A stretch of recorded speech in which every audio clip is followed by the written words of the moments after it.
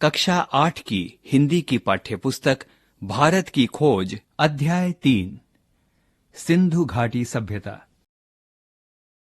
महाकाव्य, इतिहास, परंपरा और मिथक।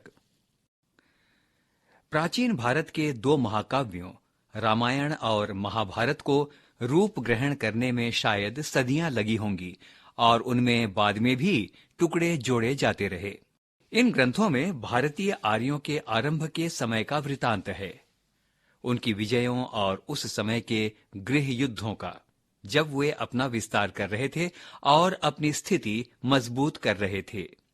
मुझे इनके अलावा कहीं भी किन्हीं ऐसी पुस्तकों की जानकारी नहीं है जिन्होंने आम जनता के मन पर लगातार इतना व्यापक प्रभाव डाला हो। इतने प्राचीन समय में रची जाने के बावजूद भारतीयों के जीवन पर आज भी इनका जीवंत प्रभाव दिखाई पड़ता है। ये दोनों ग्रंथ भारतीय जीवन का अंग बन गए हैं। इनमें हमें सांस्कृतिक विकास की विभिन्न श्रेणियों के लिए ठेठ भारतीय ढंग से एक साथ सामग्री उपलब्ध है, अर्थात उच्चतम बुद्धिजीवी से लेकर साधारण अनपढ़ और अशिक्षित देहाती तक के लिए। इनके द्वारा हमें प्राचीन भारतीयों का वह रहस्य कुछ कुछ समझ में आता है जिससे वे अनेक रूपों में विभाजित और जात पात की ऊंच नीच में बटे समाज को एकजुट रखते थे, उनके मतभेदों को सुलझाते थे। उन्होंने लोगों में एकता का ऐसा नजरिया पैदा करने का प्रयत्न किया जो हर तरह के भेदभाव पर छा गया और बराबर बना रहा। भारतीय पुराकथाएं महाकाव्यों तक सीमित नहीं हैं।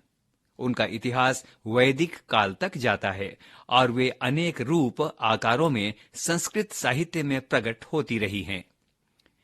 कवियों और नाटककारों ने इनका पूरा लाभ उठाते हुए अपनी कथाओं और सुंदर कल्पनाओं की रचना इनके आधार पर की है। अधिकांश पुराकथाएं और प्रचलित कहानियां वीर गाथात्मक हैं। उनमें सत्य पर अड़े रहने और वचन के पालन का उपदेश दिया गया है, चाहे परिणाम कुछ भी हो।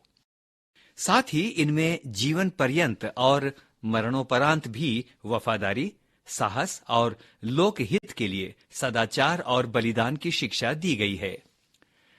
कभी ये कहानियां पूर्णतः काल्पनिक होती हैं, अन्यथा इनमें तथ्य और कल्पना आपस में इस प्रकार गूंथे रहते हैं कि उन्हें अलग नहीं किया जा सकता और यह सम्मिश्रण काल्पनिक इतिहास का रूप ग्रहण कर लेता है, जो हमें यह भले ही न बता सके कि निश्चित रूप से क्या घटित हुआ, पर ऐसी बात की सूचना देता है जिसके घटित होने पर लोग विश्वास करते हैं। ये घटनाएं वास्तविक हों या काल्पनिक, जीवन में इनकी स्थिति जीवंत तत्वों की हो जाती थी जो उन्हें रोजमर्रा की जिंदगी की एक रास्ता और कुरूपता से खींचकर उच्चतर क्षेत्रों की ओर ले जाती हैं। यूनानियों, चीनियों और अरब वासियों की तरह प्राचीन काल में भारतीय इतिहासकार नहीं थे। इसी कारण हमारे लिए आज तिथियां निश्चित करना या सही कालक्रम निर्धारित करना कठिन हो गया है। घटनाएं आपस में गड्ड-मड्ड हो जाती हैं।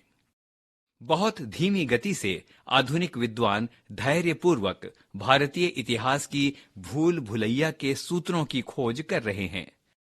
कल्हण की राजतरंगिनी एकमात्र प्राचीन ग्रंथ है जिसे इतिहास माना जा सकता है।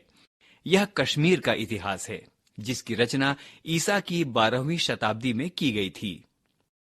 बाकी के लिए हमें महाकाव्यों और अन्य ग्रंथों के कल्पित इतिहास, कुछ समकालीन अभिलेखों, शिलालेखों, कलाकृतियों और इमारतों के अवशेषों, सिक्कों और संस्कृत साहित्य के विशाल संग्रह से सहायता लेनी पड़ती है। इसके साथ ही विदेशी यात्रियों के सफरनामों से भी सहायता मिलती है, विशेष रूप से यूनानियों और चीनियों के और कुछ बाद में आने वाले अरबों के विवरणों से। ऐतिहासिक बोध के इस अभाव का जनता पर प्रभाव नहीं पड़ा।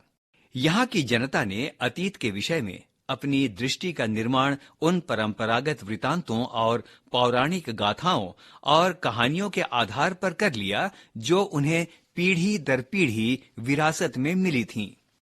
इस काल्पनिक इतिहास तथा तथ्यों और दंत कथाओं के इस मिश्रित रूप का व्यापक प्रचार हुआ। इनसे जनता को एक मजबूत और टिकाऊ सांस्कृतिक पृष्ठभूमि मिली।